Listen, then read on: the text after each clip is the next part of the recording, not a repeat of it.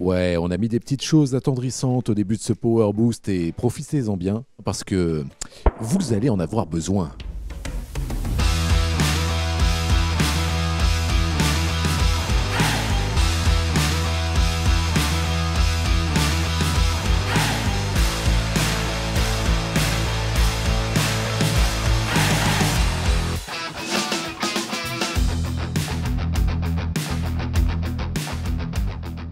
Bon, pour garder les bonnes habitudes, on va ouvrir avec quelques news qui font plaisir.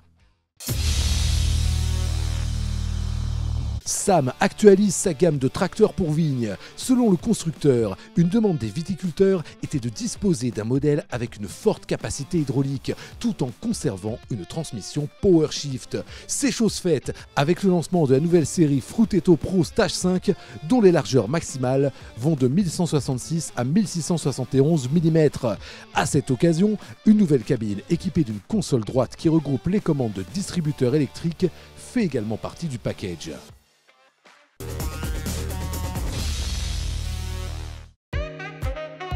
Cette semaine, on voulait partir sur un épisode positif qui donne le smile. J'avais préparé ma meilleure playlist de Patrick Sébastien et pourtant, Jean-Paul a discuté avec un des abonnés et voilà ce qu'il en est ressorti. Oui, l'agriculture française subit et n'est pas prête à la guerre. Bon, pour l'épisode positif, on va attendre un petit peu. Je peux en parler, je suis agriculteur dans le Puy-de-Dôme et j'ai double vocation puisque j'ai baroudé pendant 15 ans un peu partout dans le monde, le Tchad, le Kosovo, et j'ai vu ce qu'était l'agriculture ailleurs, j'ai vu ce que c'était que des pays en guerre et c'est tragique. L'important pour demain, c'est l'autonomie alimentaire. L'alimentation, c'est le nerf de la guerre. La France sans paysans, c'est une France en guerre. Voilà, cette guerre, elle sera là, elle sera chez nous, aux portes de chez nous. Car pendant que notre président semble déterminé à s'écharper avec la Russie, nous, on s'est posé une question. Vous allez peut-être y répondre. Selon vous, si un conflit armé éclatait là, demain, en France, de combien de jours d'autosuffisance alimentaire notre pays disposerait? Laisse réfléchir un peu. Et la réponse est 2 jours. Ça fait short. Explication. Ce qui bloque absolument tout le système, surtout quand on est dans un système en flux tendu, c'est que la capacité logistique disparaît, je dirais, dans les premières heures, dans les premiers jours du conflit. À partir du moment où il y a un conflit, les infrastructures, les routes sont encombrées, notamment par les besoins des militaires, et puis les camionneurs ne roulent plus parce que la sécurité ne le permet plus. Donc rapidement, on s'aperçoit que les exploitants qui travaillent en flux tendu, à la fois pour leurs intrants, se retrouvent rapidement sans avoir le stock nécessaire pour lancer la production, mais surtout, même si les centres urbains sont proches, ils n'ont plus la capacité de faire sortir leur production parce que simplement, la chaîne logistique est cassée. Une donnée qui peut inquiéter alors que le conflit en Ukraine menace toujours plus l'Europe, comme l'explique sur notre plateau Stéphane Linou, expert associé au laboratoire Sécurité Défense du CNAM. Concrètement, notre alimentation, notre agriculture est complètement déterritorialisée. Donc ça, c'est le fruit de plusieurs décennies d'hyperspécialisation des territoires. C'est-à-dire que par territoire, il y a 2% d'autonomie alimentaire. 98% de notre alimentation arrive par les camions venant d'autres régions et d'autres nations. Et très concrètement, je l'avais donc imaginé donc, il y a 25 ans et dans Résilience alimentaire et sécurité nationale, il y aurait tout notre continuum sécurité-défense qui serait complètement affaibli parce qu'il y aurait une saturation de tous nos maillons, police municipale, police nationale, gendarmerie nationale, le reste de l'armée, tout simplement parce qu'il n'y a pas d'entre-deux entre les 2% d'autonomie alimentaire que nous avons par territoire et le 100% qui serait l'autarcie que je ne souhaite pas. Est-ce qu'un scénario catastrophe serait aujourd'hui possible? Selon le général Jérôme Pellistrandi, ces menaces sont loin d'être à balayer d'un revers de main. Nous rentrons dans une période géopolitique extrêmement compliquée dans laquelle toutes les cartes sont rabattues. La question des alliances militaires et du lien transatlantique sont maintenant à nouveau sur la table et dans un contexte où la Russie va rester une puissance agressive et menaçante. Et donc qui aura un impact sur nos vies quotidiennes par une guerre hybride qui va par exemple de cyberattaques contre des municipalités qui peuvent aller sur des sabotages d'installations ferroviaires, on l'a vu en Allemagne, et qui auront un impact sur le quotidien, et donc qui posent aussi de véritables questions sur l'économie, et donc sur nos capacités, notre souveraineté en quelque sorte agricole et alimentaire. Pourtant, des gros conflits, la France en a déjà connu.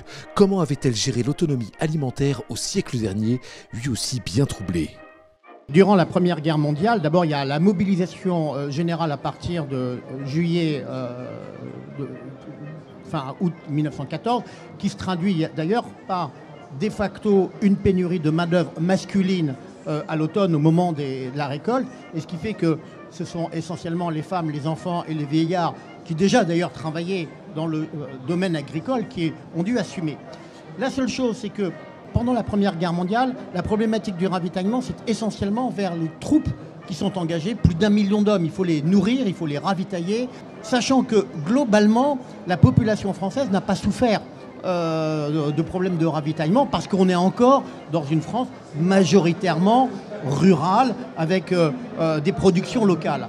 La Deuxième Guerre mondiale est très différente parce que d'une part, il y a l'occupation allemande, il y a la ponction par les occupants nazis qui est colossale, où il y a un transfert massif de production agricole vers le Troisième Reich, et le fait que les villes ont grossi.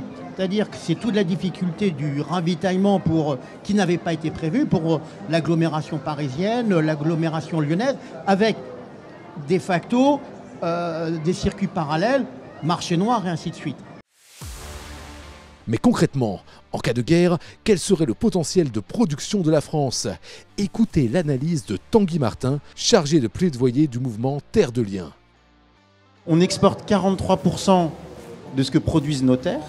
En face, on importe l'équivalent de la production de 10 millions d'hectares, c'est la surface de la Suède.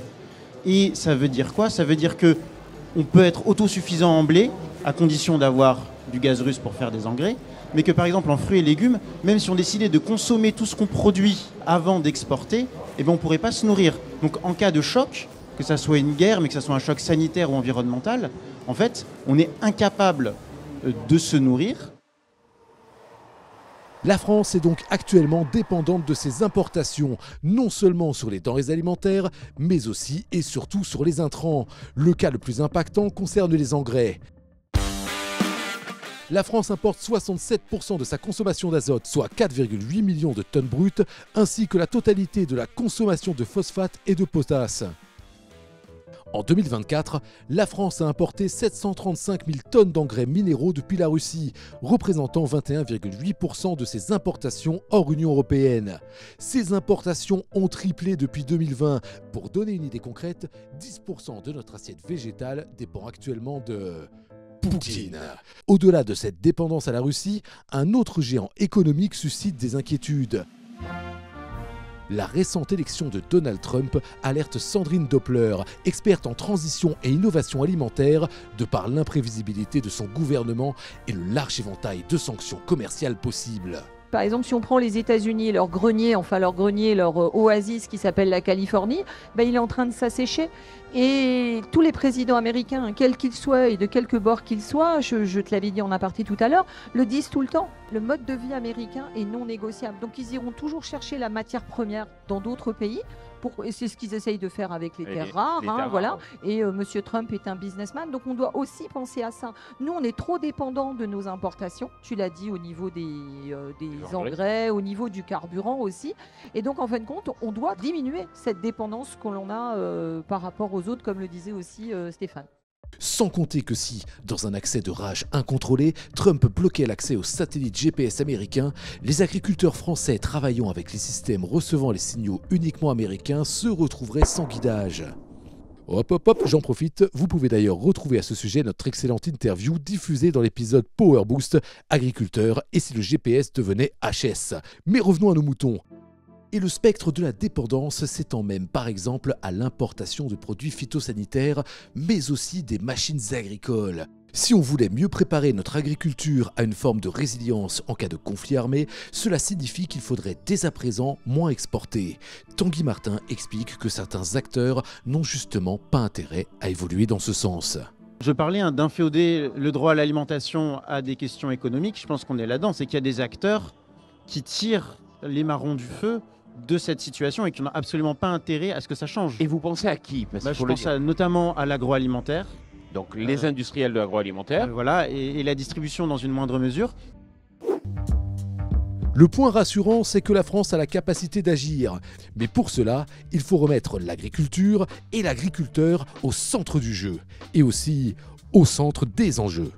Très concrètement, préparer les populations avec des filets de sécurité alimentaire, donc la résilience alimentaire de nos territoires, est une question d'ordre public et de sécurité nationale. C'est pour ça que je propose de passer par une autre sécurité, la sécurité civile, qui est un angle à travers lequel on peut rentrer pour préparer les populations, payer au juste prix nos producteurs avec une partie de la commande publique. Donc en fait, c'est tout simplement, on n'invente rien, le plus vieux sujet du monde, qui est le lien entre alimentation et sécurité. Et lorsqu'on parle de défendre son sol, défendre sa terre, ça prenait tout son sens, puisque c'était notre subsistance. Alors comment ça se fait qu'en temps de paix, on détruit nos sols, on détruit notre terre? Donc la préservation du foncier dans sa surface, mais également dans sa profondeur, ce qu'on appelle l'occupation des sols dans les deux dimensions, elle doit être faite en temps de paix pour préparer en autant très incertain. Alors, sur une échelle de 1 à 10, vous êtes inquiet à combien? Le constat reste implacable, mais le positif, c'est qu'il existe une prise de conscience et même des moyens d'action. Il est important aussi pour l'agriculture française de renouer avec les consommateurs pour une prise de conscience de la protection de la souveraineté alimentaire française. Cet épisode de Power Boost s'achève donc ici, mais en attendant le prochain, n'hésitez pas à nous suivre sur notre chaîne YouTube, on y met du contenu presque tous les jours. Je me joins à Jean-Paul pour vous dire... Je vous souhaite une excellente semaine.